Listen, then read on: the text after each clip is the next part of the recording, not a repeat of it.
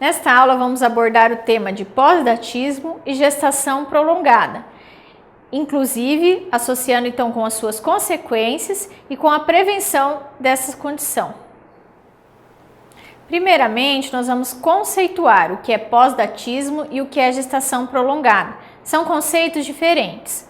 O pós-datismo são aquelas gestações que ultrapassam a data provável do parto.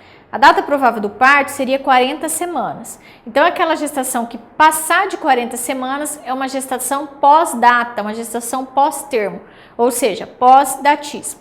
Já a gestação prolongada é uma condição patológica, em que aquela gestação foi muito além do que a data provável do parto, já ultrapassou mais 2 semanas. Então, a gestação prolongada é aquela que a gestação ultrapassou 42 semanas. Esses conceitos devem estar bem gravados. Gestação pós-data é mais de 40 semanas. A prolongada já é 42 semanas. E existe o conceito também de pós-maturidade, que são aquelas alterações que o RN apresenta, que é a síndrome neonatal associada então à gestação pós-termo. São aquelas características que o RN vai apresentar. Na verdade, então, o pós-datismo ele está associado com o aumento da morbidade na gestação. Esse aumento da morbidade está relacionado principalmente com as seguintes alterações. O oligoâmnio, por exemplo. Esse oligoâmnio ele ocorre por alterações então hemodinâmicas fetais, em que o feto pós-data ele pode estar exposto então a uma situação de insuficiência placentária, porque aquela placenta já está muito velha, senescente. Isso pode dar então um hipofluxo, uma situação de hipóxia, que pode levar então à necessidade do feto centralizar o fluxo para órgãos nobres, como cérebro e coração, diminuindo o fluxo renal. Isso então diminui a diurese, levando então à oligodraminia. Essa oligodraminia, ela pode levar à compressão de cordão, a uma situação de hipóxia então maior ainda, levando então a uma facilidade daquele feto a eliminar o mecônio. Por isso que o mecônio é muito comum no pós-datismo.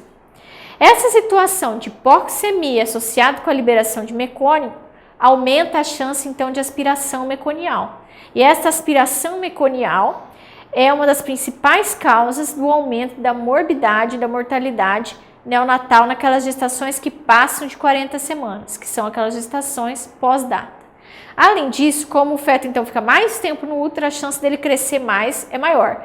Então, essas gestações elas cursam com maior chance de macrosomia fetal, que podem levar então a uma alteração, principalmente uma distócia biacromial, levando então a fratura de clavícula e ainda alterações do plexo braquial, levando a paresia do plexo braquial.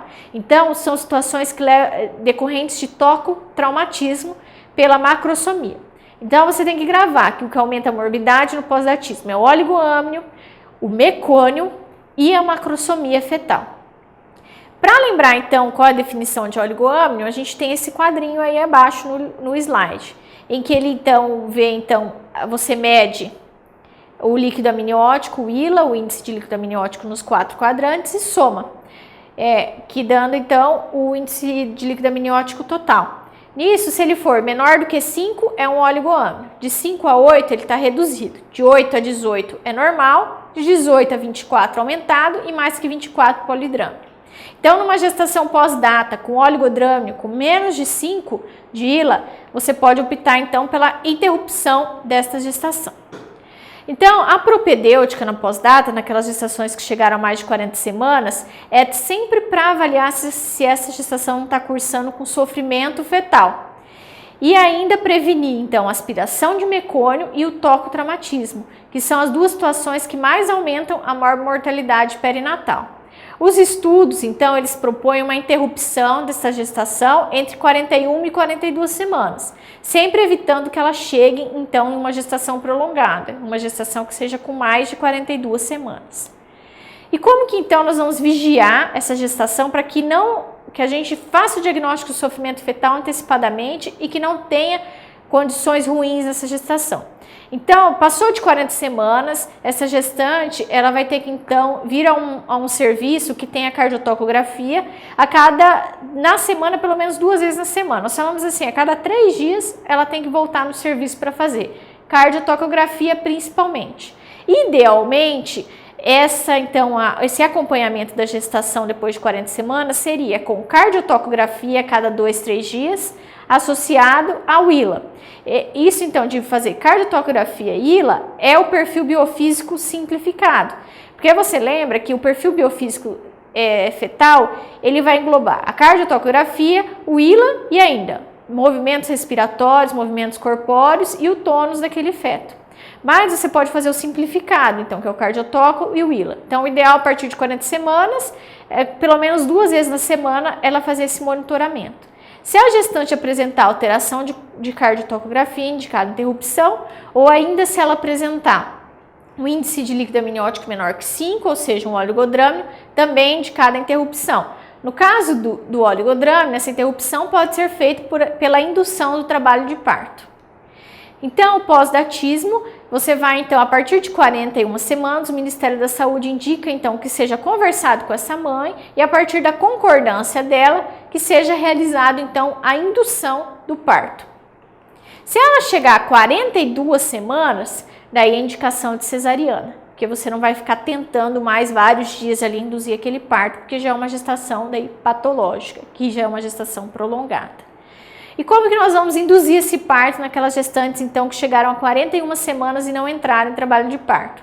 Você vai utilizar principalmente o índice de Bishop. O índice de Bishop, então, nós temos esse quadro para calcular. Ele vai avaliar a dilatação do colo, apagamento, altura da apresentação, consistência e posição.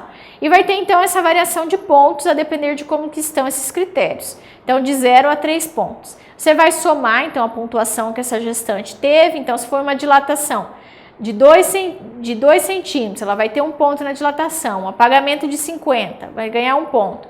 A apresentação, menos 2, também 1 ponto. E assim você vai somando.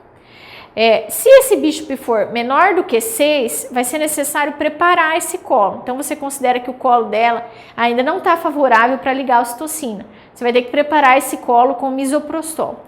Se for um Bishop maior do que 6, pelo Ministério da Saúde, é um colo mais favorável, que você pode já ligar a ocitocina direto, sem ter que fazer o preparo do colo.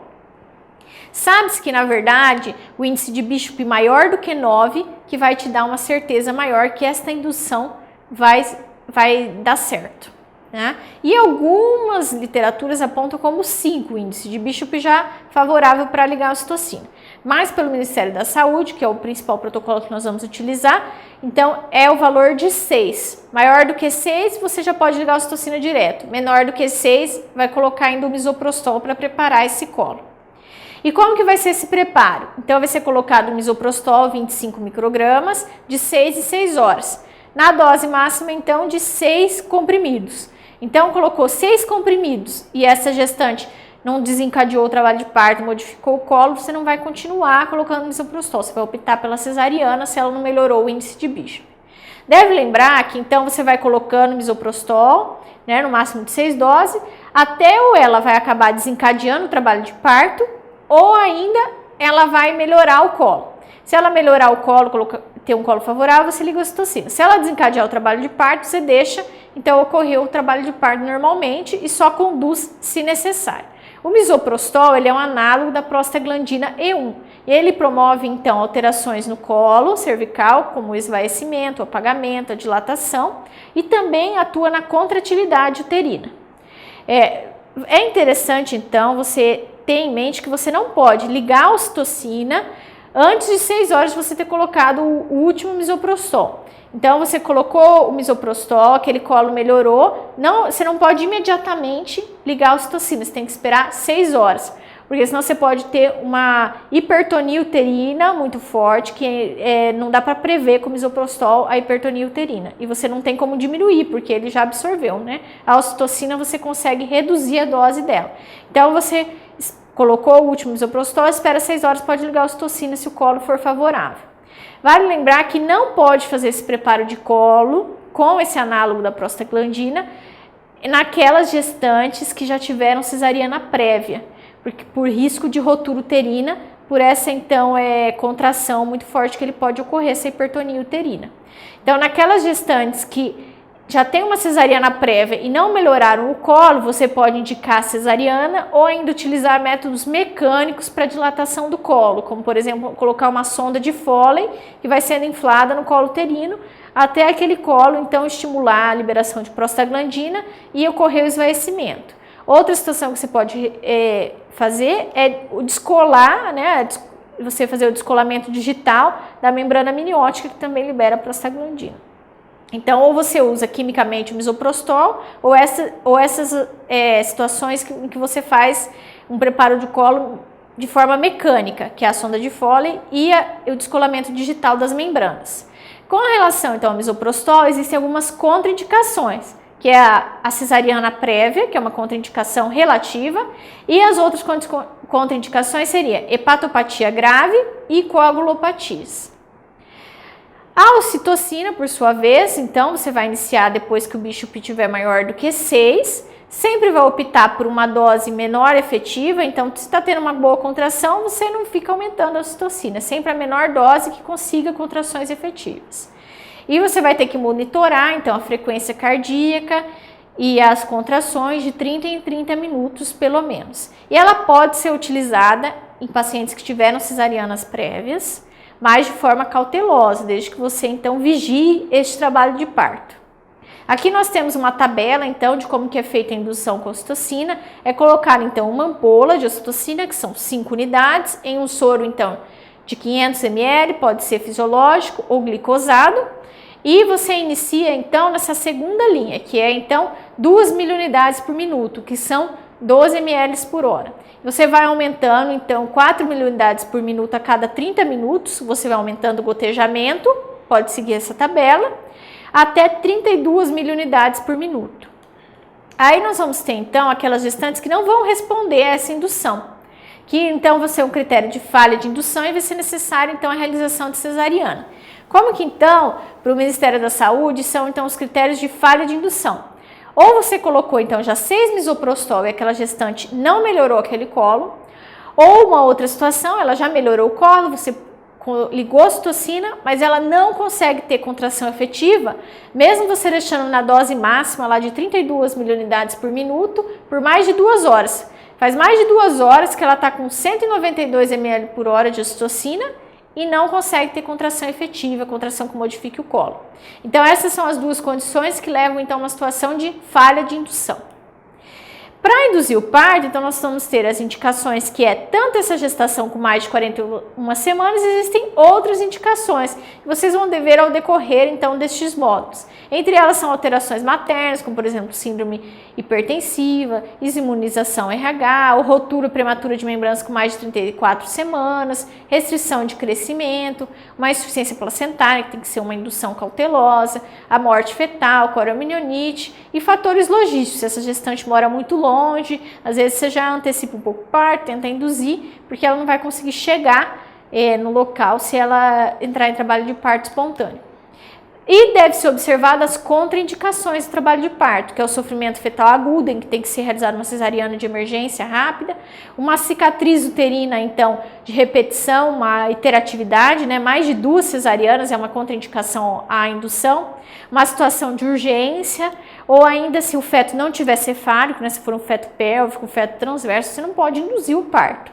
A desproporção cefalopélvica, uma placenta prévia, né? Então é perigoso você induzir o parto, a presença de uma incisão uterina corporal pelo risco de rotura uterina, um carcinoma invasivo do colo, prolapso de cordão, essas situações de emergência, né? Herpes genital ativo, que já é uma contraindicação do parto, você não vai induzir naquela paciente.